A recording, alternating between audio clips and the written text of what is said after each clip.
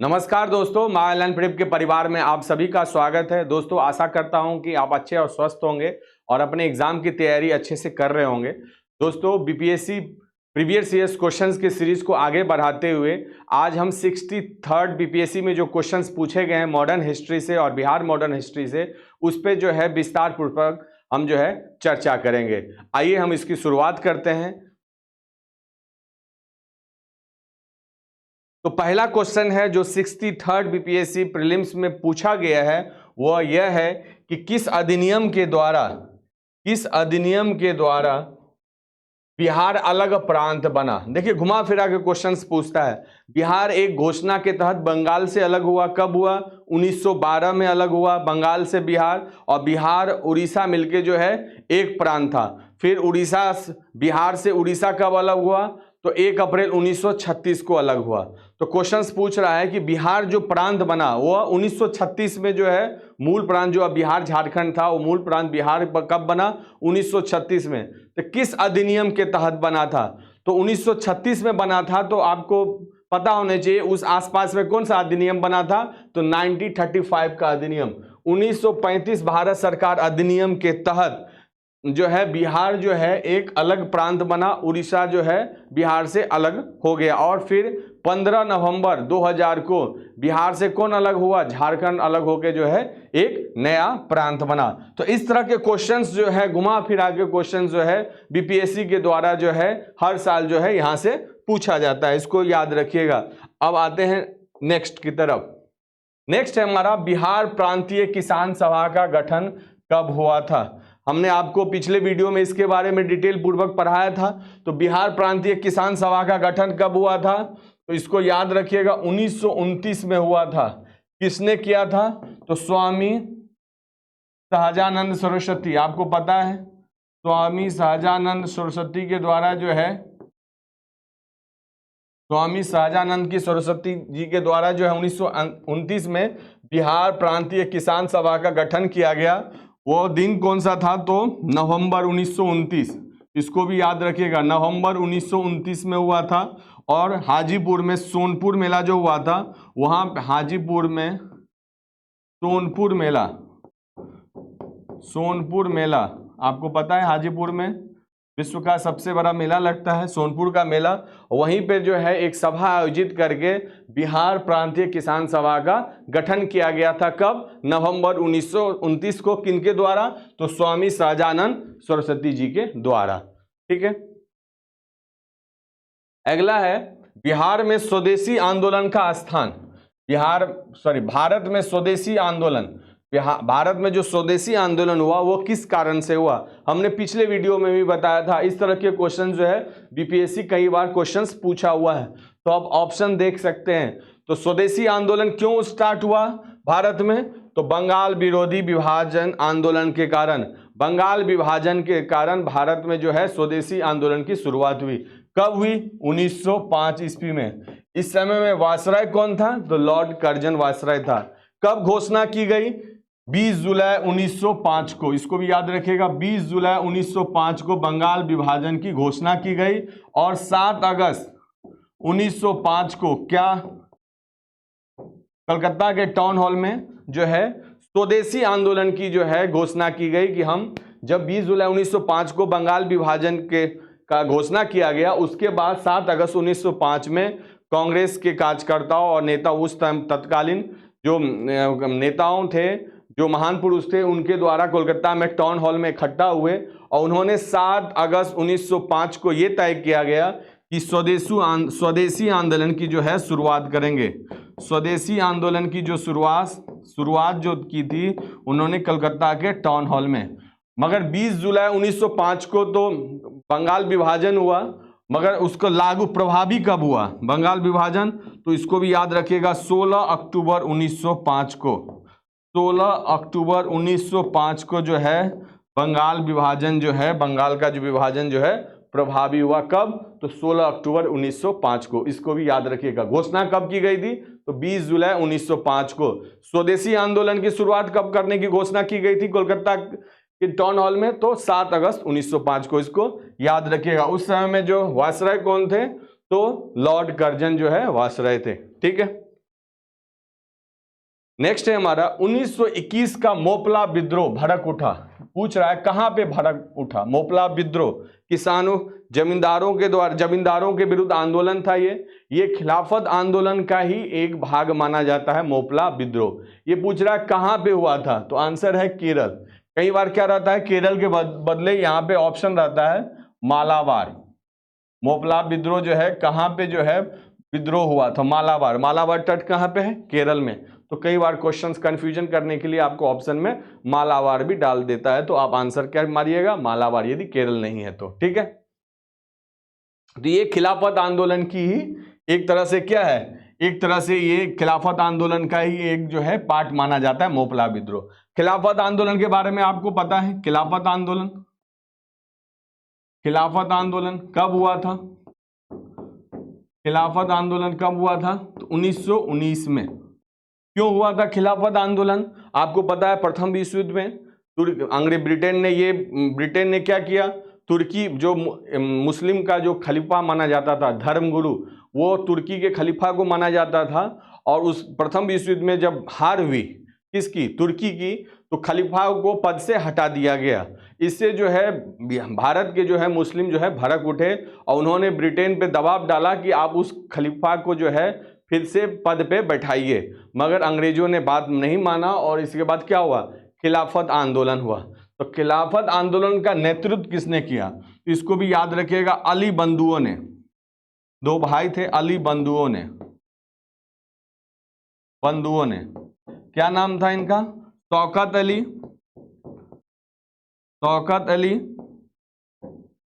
और मोहम्मद अली। इन भाइयों ने जो है नेतृत्व किया था किसका, खिलाफत आंदोलन का जो है नेतृत्व करता थे। ठीक है, इसको आप याद रखिएगा। उसके बाद इसमें एक क्वेश्चन ये भी पूछता है कि खिलाफत आंदोलन सम्मेलन का अध्यक्ष किसको बनाया गया था। खिलाफत आंदोलन का जो सम्मेलन हुआ था जिसका अध्यक्ष किसको बनाया गया था, ये भी याद रखिएगा, महात्मा गांधी जी को जो है बनाया गया था। महात्मा गांधी जी को जो है बनाया गया था खिलाफत आंदोलन सम्मेलन का अध्यक्ष। कहां हुआ था यह सम्मेलन, तो इसको भी याद रखिएगा, यह दिल्ली में हुआ था, यह दिल्ली में हुआ था। ठीक है, नेक्स्ट है गांधी जी के नमक सत्याग्रह का अंतिम लक्ष्य क्या था। तो आपको पता है 12 मार्च 1930 से 6 अप्रैल साबरमती से, और इन्होंने कहां पे 6 अप्रैल 1930 को जो है दांडी पहुंच के नमक कानून को तोड़ा, लोगों से अपील की, सविनय अवज्ञा आंदोलन किया। नमक उस समय में जो है नमक पर भी जो है कर लगता था, इसके विरोध में गांधी जी ने यह आंदोलन चलाया। ये पूछ रहा है कि उस आंदोलन का अंतिम लक्ष्य क्या था, तो उसका लक्ष्य क्या था, नमक कानूनों को जो है रद्द करना। ठीक है, उस आंदोलन का लक्ष्य था कि ये जो नमक पे कर लग रहा है उसको जो है कानून को जो है रद्द करना, इस आंदोलन का लक्ष्य था। तो ये भी क्वेश्चंस पूछता है बिहार में नमक आंदोलन का नेतृत्व किसने किया, इसको भी याद रखिएगा, श्री कृष्ण सिंह कहां, बिहार में। पूछता है कि तमिलनाडु में किसने किया, इसको भी याद रखिएगा, सी राजगोपालाचारी।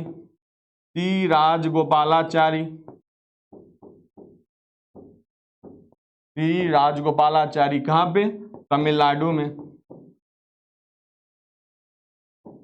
नमक कानून का जो है इन्होंने नेतृत्व किया था, इसको आप याद रखिएगा।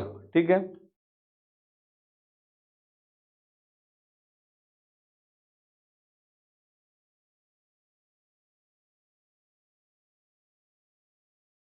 और एक है मालाबार, केरल में के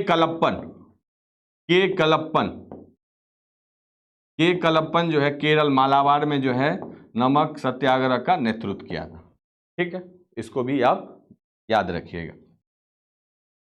नेक्स्ट है निम्नलिखित में से किस रियासतों को अंग्रेजों ने कब्जा नहीं किया था। तो एक सिद्धांत है, याद रखिएगा, व्यापक का सिद्धांत।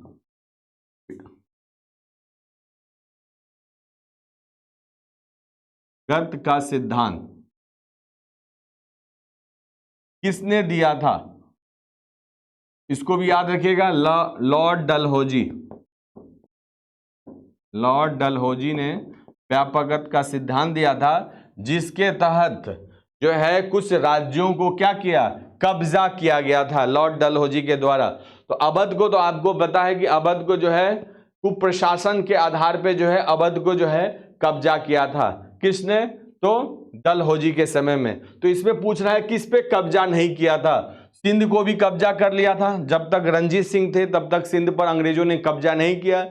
रणजीत सिंह की मृत्यु के बाद उन्होंने 1843 के आसपास जो है इन्होंने सिंध पर भी कब्जा कर लिया, अवध पर भी कब्जा कर लिया। पहला कब्जा करने वाला राज्य कौन था? सतारा। यह भी क्वेश्चन पूछता है कि व्यापकता का सिद्धांत लॉर्ड डलहौजी के सिद्धांत के अनुसार पहला कब्जा करने वाला राज्य कहाँ है? सतारा, महाराष्ट्र को। इसमें पूछ रहा नहीं किया था, तो किसको नहीं किया था? तो ग्वालियर को इन्होंने नहीं किया था, क्योंकि ग्वालियर जो थे ब्रिटेन के जो थे क्या थे? दोस्त थे, इसीलिए इसको जो है कब्जा नहीं किया था। ग्वालियर के सिंधिया को जो है छोड़ के बाकी को उन्होंने कब्जा किया था। तो आंसर क्या हो जाएगा आपका? बी। एक और सिद्धांत है, आपको पता होना चाहिए, क्या नाम है? सहायक संधि। सहायक संधि, सहायक संधि किसने लागू किया? तो इसको भी याद लिखिएगा, लॉर्ड वेलेज़ली। लॉर्ड वेलेज़ली सहायक, इसमें भी क्वेश्चंस पूछता है कि सहायक संधि से सबसे पहले किसको जो है अपने साथ मिलाया, अपने सहायक संधि किसने सबसे पहले अंग्रेजों के साथ की? तो उसको भी याद रखिएगा, हैदराबाद के निजाम। हैदराबाद के निजाम, हैदराबाद के निजाम, ठीक है। यह भी क्वेश्चंस पूछता है कि किसने सहायक संधि को स्वीकार नहीं किया। जिस हिसाब से इसमें क्वेश्चंस पूछा है कि किसने जो है कब्जा नहीं किया अंग्रेजों ने, किस पे? तो ग्वालियर पे। तो कुछ क्वेश्चन पूछता है कि सहायक संधि को किसने स्वीकार नहीं किया। तो याद रखिएगा, सहायक संधि बहुत बार एग्जाम पूछता है, लॉर्ड वेलेज़ली। और सहायक संधि को स्वीकार करने वाला पहला कौन? हैदराबाद का निजाम। और व्यापकता सिद्धांत को के तहत लॉर्ड डलहौजी ने किस पे कब्जा किया? पहला सतारा पे। और किस पे उस पे कब्जा नहीं किया? ग्वालियर पे। और याद रखिएगा इसमें कि सहायक संधि को किसने अस्वीकार किया? तो इंदौर के होलकर ने। इसको भी याद रखिएगा, इंदौर के होलकर ने। इंदौर के होलकर ने जो है सहायक संधि को स्वीकार नहीं किया। ठीक है। नेक्स्ट है, इंग्लिश ईस्ट इंडिया कंपनी के गठन के समय भारत का शासक कौन था? देखिए बहुत कंफ्यूजन वाला क्वेश्चंस इस तरह के रहते हैं। जब ईस्ट इंडिया कंपनी, जब इंडिया आया उस समय में भारत का शासक कौन था? तो जहांगीर था। मगर यह क्वेश्चंस पूछ रहा है जब इंग्लिश ईस्ट इंडिया कंपनी की स्थापना हुई तब भारत का शासक कौन था? तो इंग्लिश ईस्ट इंडिया कंपनी का गठन कब हुआ था? तो इसको याद रखिएगा 1599 ईस्वी में। किसने उस टाइम में जो है ब्रिटेन की महारानी कौन थी? एलिजाबेथ प्रथम थी। ठीक है। और उस समय में जो भारत का शासक था वो कौन था? तो अकबर था। जब इंग्लिश ईस्ट इंडिया कंपनी की स्थापना हुई तब की बात कर रहा हूं। जब English east India company Bharat आता है तो उस समय में अकबर के बाद जहांगीर जो है उनका बेटा जो है क्या बनता है? भारत का बादशाह बनता है, मुगल बादशाह बनता है। ठीक है। तो यहाँ पे क्वेश्चन जो पूछ रहा है उस अनुसार जो है आप आंसर टिक करिएगा तो क्या हो जाएगा? अकबर हो जाएगा। ठीक है। और यहीं पर जब इंग्लिश ईस्ट इंडिया कंपनी आती है यहाँ पे जहांगीर के दरबार में पहला इंग्लिश कौन आता है? तो हॉकिंस आता है। तो मना कर देता है कि पहला जो है अड्डा फैक्ट्री स्थापित करने की बात करता है तो हॉकिंस को मना कर देता है जहांगीर। क्यों? क्योंकि जहांगीर पर पुर्तगाली का दबाव रहता है। पुर्तगाली जो है नौसेना में बहुत सक्षम रहते हैं और जहांगीर को लगता है कि नहीं, पुर्तगाली को जो है पुर्तगाली के दबाव में आने के बाद वो मना कर देता है। तो उसके बाद अस्थायी रूप से सबसे पहले 1611 ईस्वी में अस्थायी रूप से पहला अंग्रेज फैक्ट्री कहां स्थापित करता है? East India company. तो मसूलीपट्टनम में। मसूलीपट्टनम में यह अस्थायी रहता है, अस्थायी। उसके बाद हॉकिंस के पास कौन जाता है? थॉमस बेस्ट जाता है। और उसके बाद जो है जहांगीर मान जाता है, क्योंकि इस बीच में क्या करता है? पुर्तगालियों को जो है अंग्रेज जो है हरा देता है। उसके बाद अंग्रेज की ताकत का पता चलता है, नौसेना का पता चलता है, तो जहांगीर मान जाता है। थॉमस बेस्ट जब जाता है और उसके बाद जो है सूरत में अस्थाई जो है पहली कारखाना जो स्थापित करता है, फैक्ट्री अड्डा स्थापित करता है। कहां पे? अंग्रेज सूरत में। इसीलिए जब भी क्वेश्चन पूछे अंग्रेज ने पहला कारखाना कहां स्थापित किया, तो सूरत में। ये मछलीपट्टनम जो है वह अस्थायी रूप से, ठीक है। नेक्स्ट है, यूरोपीय चित्रों को किसके दरबार में पेश किया गया था? यूरोपियन जो चित्रकारी थे किसके दरबार में सबसे पहले पेश किया गया था? देखिए चित्रकारी है तो चित्रकारी में क्या होगा, चित्रकारी है तो चित्रकारी में क्या होता है कि जहांगीर को जो है अच्छा चित्रकार माना जाता था और जहांगीर के दरबार में बहुत सारे चित्रकारी थे, तो इसीलिए आंसर कंफ्यूजन में अब क्या मार दीजिएगा, जहांगीर।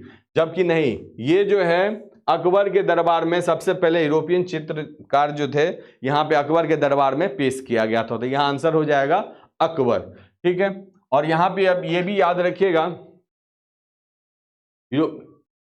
यहाँ पे जब किसके दरबार में पेश किया गया था इसको याद रखिएगा, और अकबर। और अकबर के दरबार में पहला यूरोपियन कौन आया था, इसको भी याद रखिएगा, रॉल्फ फिच, रॉल्फ फिच, ठीक है।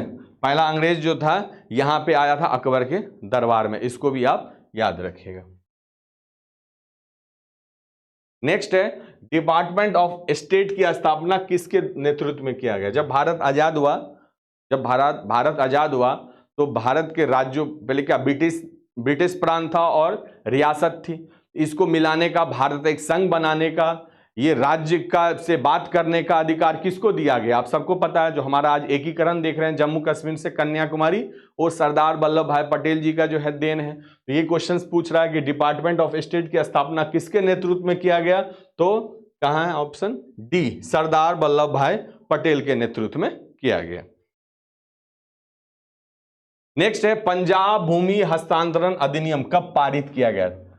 देखिए कभी कभी क्या होता है, बीपीएससी कुछ इस तरह के क्वेश्चंस दे देते हैं जिससे आपको घबराने की जरूरत नहीं है, क्योंकि आपको पता है कि आप बीपीएससी में जो है निगेटिव मार्किंग आ गया है, तो जो क्वेश्चंस को आप नहीं जानते हैं वो आप जो है मत ही उसको जो है आप टिक मारिए, क्योंकि आपका निगेटिव हो जाएगा।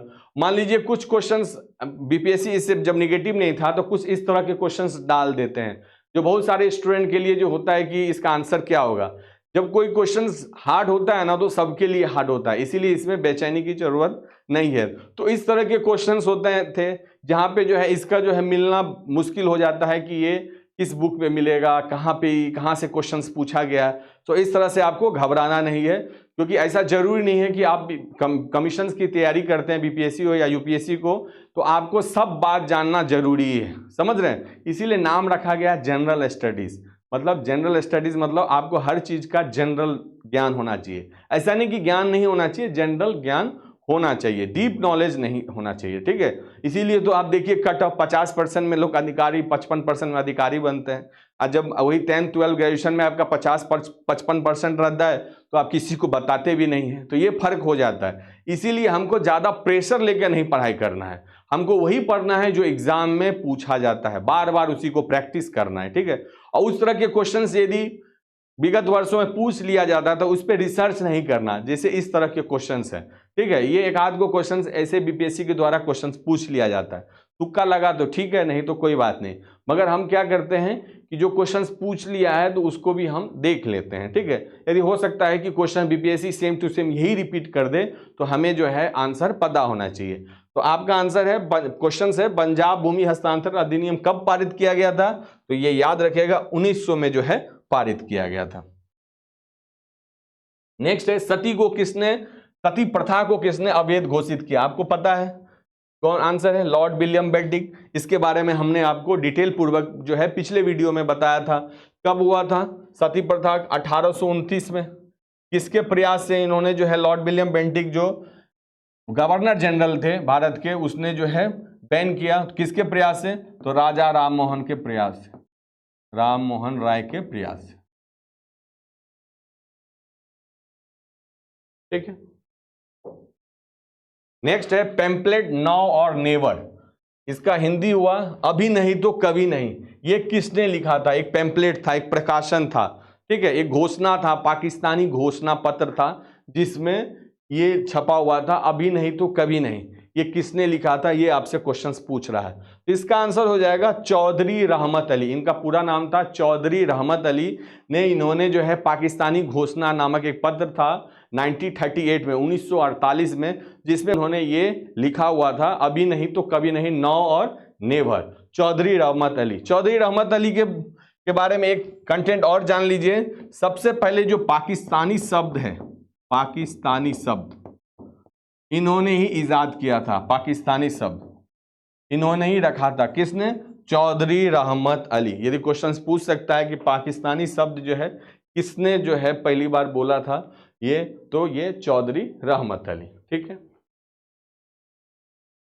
नेक्स्ट है कैबिनेट मिशन का सदस्य कौन नहीं था। कई बार क्वेश्चंस बीपीएससी के द्वारा पूछा गया है और कई बार हमने इसको डिटेल पूर्वक आपको पढ़ाया है। इसमें क्या है? पैट्रिक लॉरेंस, स्टीफर्ड क्रिप्स और एवी अलेक्जेंडर, या सिकंदर नहीं है, अलेक्जेंडर होगा, एवी अलेक्जेंडर, एवी अलेक्जेंडर। ठीक है। ये तीनों जो है कैबिनेट मिशन के सदस्य थे। कैबिनेट मिशन भारत कब आया, इसको भी याद रखिएगा, मार्च 1946। उस समय भारत के वायसराय कौन थे? तो लॉर्ड बेवल थे। ठीक है। उस समय में भारत के वायसराय कौन थे? तो लॉर्ड बेवल थे। ठीक है। नेक्स्ट आइए, महात्मा गांधी जी ने भारतीय राष्ट्रीय कांग्रेस के किस अधिवेशन की अध्यक्षता की थी? महात्मा गांधी मात्र एक ही अधिवेशन की अध्यक्षता करते हैं, बाकी किसी अधिवेशन की अध्यक्षता नहीं करते हैं। वह अधिवेशन है 1924 का बेलगांव अधिवेशन। बेलगांव अधिवेशन, बेलगांव अधिवेशन। कहीं बेलगांव लिखा रहता है, कहीं बेलगाम लिखा रहता है। तो ये बेलगांव अधिवेशन की अध्यक्षता 1924 में गांधी जी के द्वारा किया गया था। एकमात्र अधिवेशन की अध्यक्षता इन्होंने किया था। नेक्स्ट है, निम्नलिखित में से किस गोलमेज सम्मेलन में भारतीय राष्ट्रीय कांग्रेस ने भाग नहीं लिया था? देखिए दोस्तों, कई बार हमारा जो क्वेश्चंस गलत होता है आप लोगों का, इसके कारण हम लोग पूरा क्वेश्चंस नहीं पढ़ते हैं। क्वेश्चंस नहीं है कि हाँ है, पूछ रहा है आपसे, तो कई बार क्या होता है, आते हुए क्वेश्चंस को हम गलत मार देते हैं, क्योंकि हम जब घर पे आते हैं तो हमें पता चलता है कि यहाँ पूछ क्या रहा है। तो इसका यदि आप गौर से ध्यान से रखिएगा कि क्वेश्चंस क्या पूछ रहा है, तो क्वेश्चंस को पूरा पढ़िए, पूरा जो है ऑप्शन को पढ़िए, तब मान लीजिए कोई चीज आपको आता भी है, मान लीजिए इसका आंसर आपको पता है सीधे सी है, उसमें भी आप क्वेश्चंस को पूरा पढ़िए यदि आता भी, और फिर ऑप्शन को पढ़िए। ये आदत यदि रहेगी तो आप उस तरह के नेगेटिव, उस तरह के जो जल्दीबाजी में जो आपकी गलती हो जाती है उससे आप जो है बचिएगा। और कहीं, क्योंकि कंपटीशन का समय है, एक नंबर भी बहुत मायने रखता है। तो यहाँ पूछा क्या है? नहीं लिया था।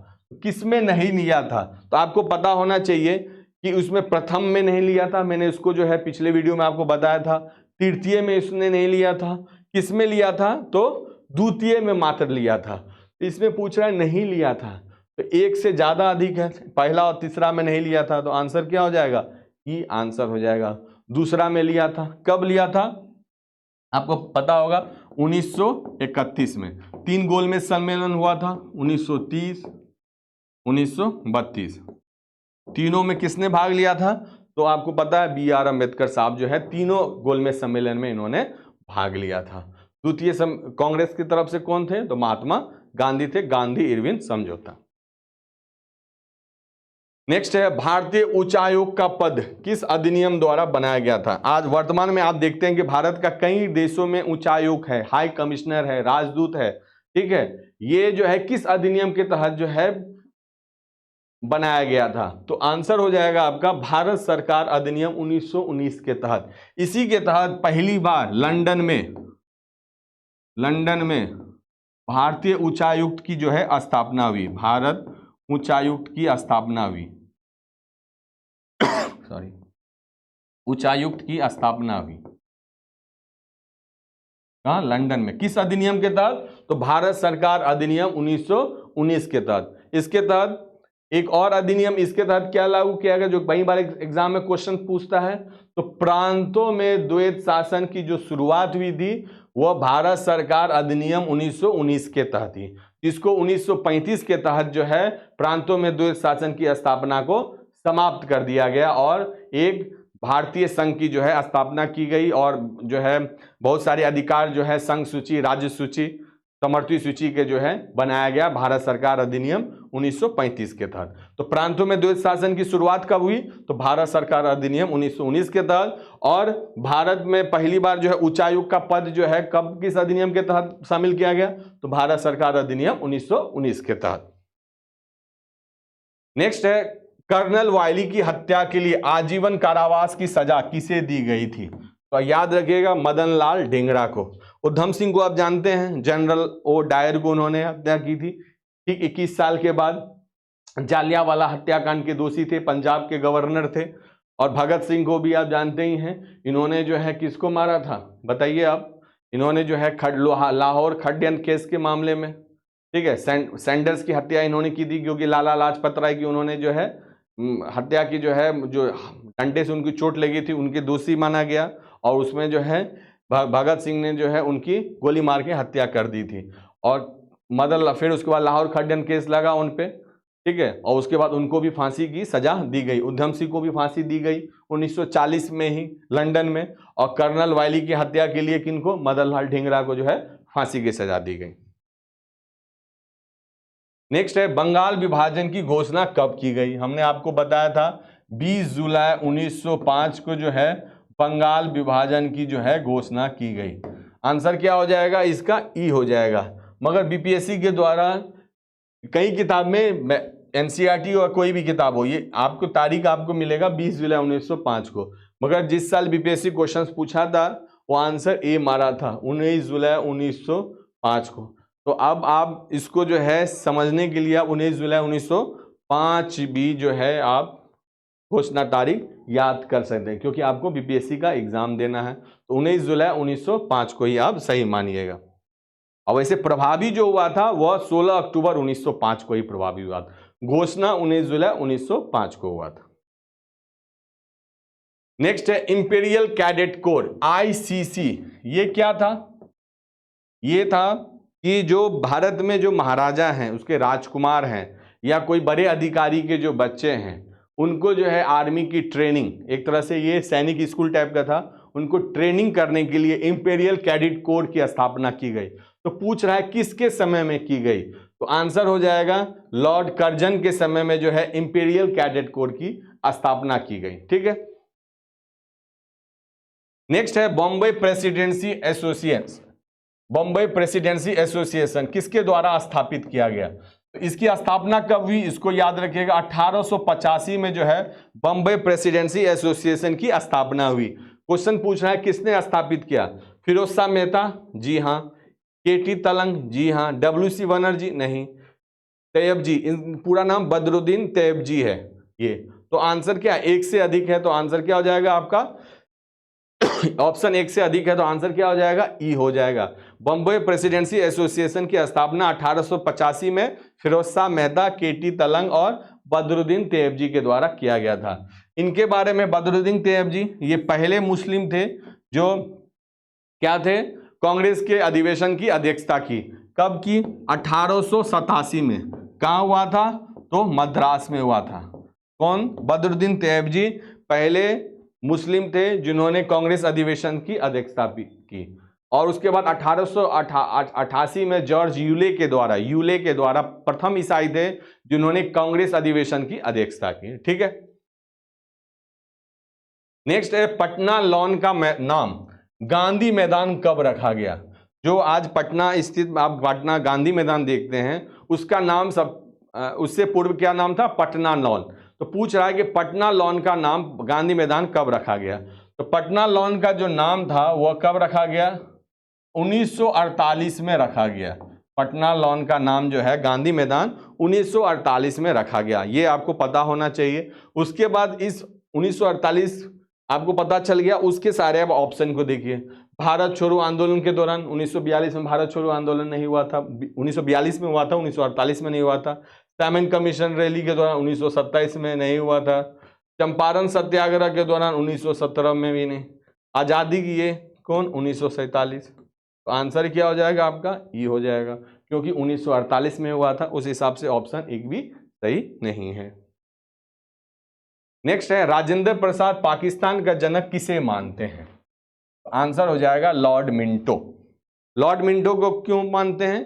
क्योंकि 1919 का भारत सरकार अधिनियम, लॉर्ड मिंटो अधिनियम आपको पता ही है, उसके तहत क्या हुआ कि पहली बार जो है पृथक निर्वाचन मंडल की व्यवस्था की गई 1909 के अधिनियम के तहत, जिसमें क्या हुआ था कि मुसलमान को सिर्फ मुसलमान ही वोट कर सकते थे। कहने का अर्थ हुआ सांप्रदायिक तनाव जो है, सांप्रदायिक निर्वाचन पद्धति की व्यवस्था किस अधिनियम के तहत किया गया? 1909 के अधिनियम के तहत। उसी समय से ही हम देखते हैं कि 1906 में मुस्लिम लीग की स्थापना हुई। 1909 अधिनियम के तहत जो है पहली बार पृथक निर्वाचन मंडल की व्यवस्था की गई। उसके बाद 1916 में देखते हैं कि पहली बार कांग्रेस के द्वारा जो है मुस्लिम लीग को मान्यता दी गई और धीरे धीरे जो है मुस्लिम लीग को जो है सपोर्ट मिलता चला गया और हम देखते हैं कि 14 अगस्त 1947 को भारत पाकिस्तान का बंटवारा हो जाता है। तो डॉक्टर राजेंद्र प्रसाद जो है जो नींव रखती बोलते हैं कि जो नींव पड़ा था वह 1909 के अधिनियम में पड़ा था, जिसमें पहली बार पृथक निर्वाचन मंडल की व्यवस्था की गई थी और मुसलमानों को ये पहली बार बताया गया था कि ये संदेश पहुंचा था कि मुसलमान ही मुसलमान को वोट करेंगे। तो ये जो था ये अधिनियम कौन था? 1909 के अधिनियम। तो इसीलिए राजेंद्र प्रसाद पाकिस्तान का जनक जो मानते हैं वो वह लॉर्ड मिंटो को मानते हैं। ठीक है, नेक्स्ट है 1937 में बिहार में पहला मंत्रालय, याद रखिएगा पूछ रहा है बिहार में पहला भारतीय मंत्रालय किसके नेतृत्व में आया था? तो आंसर क्या हो जाएगा? मोहम्मद यूनिस। लोग सोचेंगे यहां पे श्री कृष्ण सिंह होना चाहिए, नहीं, क्योंकि जब श्री कृष्ण सिंह कब होंगे? जब बिहार में पहला भारतीय कांग्रेसी मंत्रालय आएगा, पहला कांग्रेसी मंत्रालय स्थापना होगा, वो किसके नेतृत्व में हुआ? तो हो जाएगा आपको श्री कृष्ण सिंह। 1937 में जो आम चुनाव हुआ 129 सीट पे आम चुनाव हुआ, जिसमें कांग्रेस ने 160 सीट पे खड़े किए और 98 सीटों में जीत मिली। दूसरी पार्टी बनी जो इंडिपेंडेंट पार्टी, दूसरी पार्टी जो थी इंडिपेंडेंट पार्टी थी, वह मुस्लिम लीग की पार्टी थी। इंडिपेंडेंट पार्टी जो है मुस्लिम लीग की पार्टी थी, दूसरी नंबर की पार्टी थी। जब उस समय में के जो राज्यपाल थे, राज्यपाल का नाम आप याद रखिएगा, बहुत बार एग्जाम में पूछता है आपको, M G. Hallett. M G. Hallett questions आपसे पूछ सकता है। जब बिहार में पहली बार जो है कांग्रेसी मंत्रालय का गठन हुआ, बिहार में पहली सरकार बनी, तो उस समय में पहला राज्यपाल कौन था? जिस हिसाब से आपसे क्वेश्चन पूछा गया था 67 में कि पहला भारतीय गवर्नर कौन थे, तो आंसर क्या होगा? सत्येंद्र सिन्हा।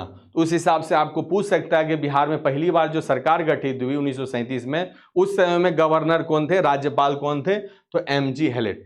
एम.जी. हैलेट ने क्या किया? जो पहली पार्टी थी जो सरकार बनाई, 98 सीट पर जीती, कांग्रेस को आमंत्रित किया, श्री कृष्ण सिंह को आमंत्रित किया गया, मगर उस अधिनियम में ये भी था 1935 अधिनियम के तहत जो बिहार में पहली बार सरकार स्थापना हुआ, उसमें जो था कि ये था कि मंत्रालय जो मंत्री थे वो क्या वैधानिक कार्यों में दखल नहीं देंगे।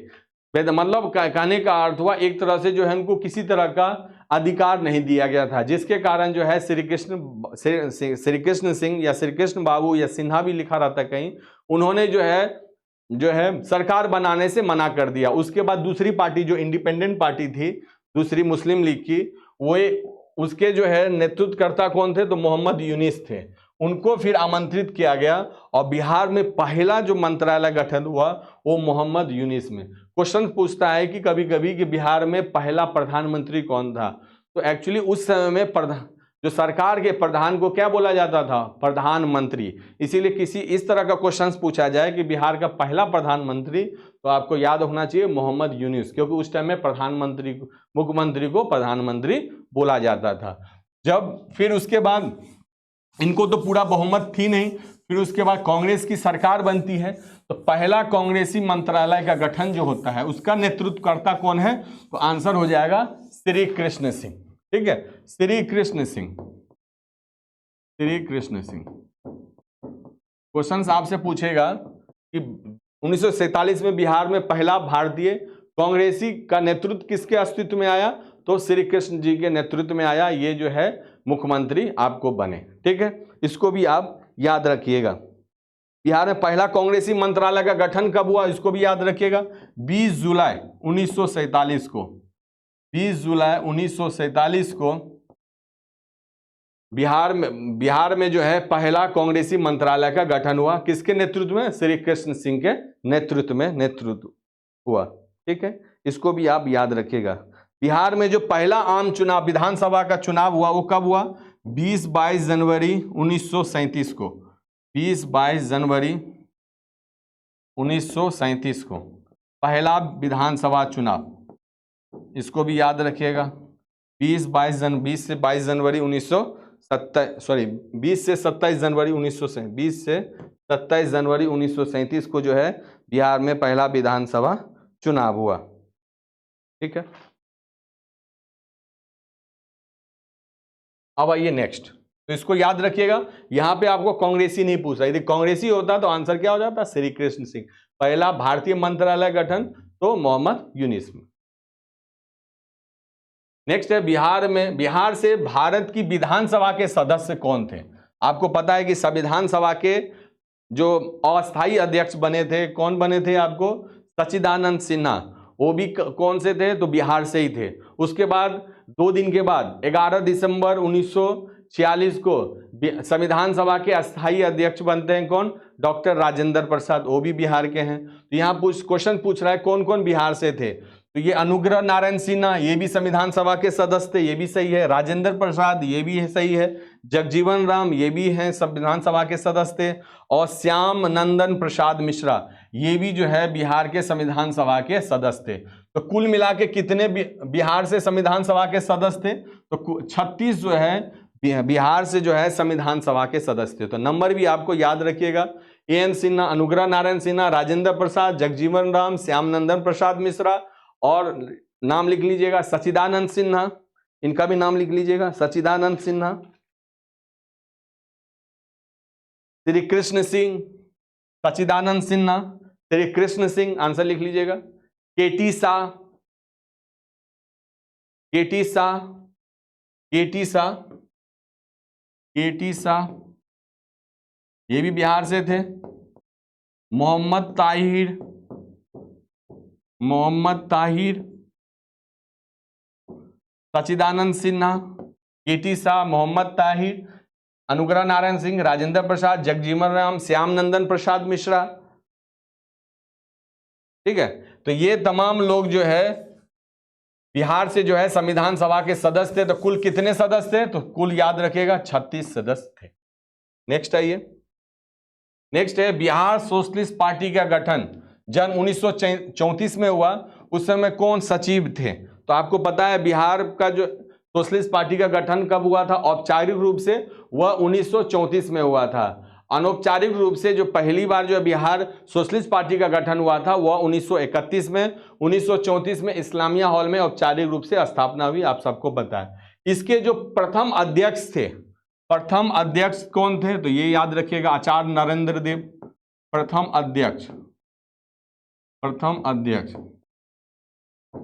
और ये भी आप याद रखिएगा, कई बार क्वेश्चंस पूछा है बिहार सोशलिस्ट पार्टी का जो है गठन किसने किया? तो जयप्रकाश नारायण और फूलन प्रसाद वर्मा जी ने किया था। यहां पूछ रहा है आपका सचिव कौन थे? तो अध्यक्ष कौन है? आचार्य नरेंद्र देव, इनको भी याद रखिएगा, प्रथम अध्यक्ष। और जो सचिव थे वह जयप्रकाश नारायण थे। सचिव जो थे वह जयप्रकाश नारायण थे। तो आपसे क्वेश्चन पूछा है सचिव, तो आंसर हो जाएगा जयप्रकाश नारायण। यदि अध्यक्ष पूछेगा तो याद रखेगा पहले अध्यक्ष थे आचार्य नरेंद्र देव। फिर उसके बाद 1934 में ही कांग्रेस सोशलिस्ट पार्टी का गठन होता है। और उसकी पहली बैठक कहां होती है? तो पटना में होती है 1934 में ही। नेक्स्ट है 1922-23 में मुंगेर में किसान सभा का आयोजन किसने किया था? हमने आपको बताया था कि मुंगेर में किसान सभा का आयोजन किसने किया था? तो मोहम्मद जुबैर ने किया था। ये जो है अध्यक्ष भी थे मुंगेर के, अध्यक्ष भी थे मुंगेर किसान सभा के। और उपाध्यक्ष कौन थे? तो श्री कृष्ण सिंह। उपाध्यक्ष कौन थे? तो श्री कृष्ण सिंह। तो आंसर क्या हो जाएगा? बी और सी दोनों जो है, श्री कृष्ण सिंह और मोहम्मद जुबैर जो है मुंगेर से किसान सभा की जो है इन्होंने आयोजन किया। तो आंसर क्या हो जाएगा? ई हो जाएगा। नेक्स्ट है 1913 में पटना में अनुशीलन समिति की एक शाखा की स्थापना किसने की? कई बार क्वेश्चंस पूछा गया है। अनुशीलन समिति की स्थापना कब हुई? तो 1902 में हुई। इसको भी याद रखिएगा। किसने की? इसको भी आप याद रखिएगा।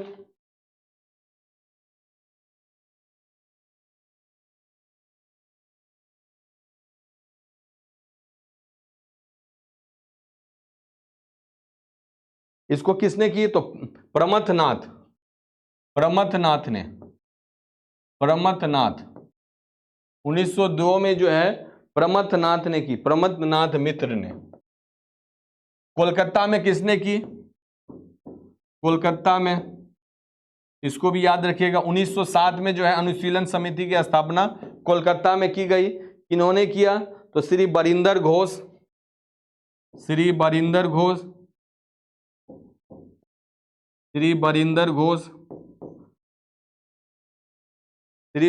घोष और भूपेंद्र नाथ दत्त,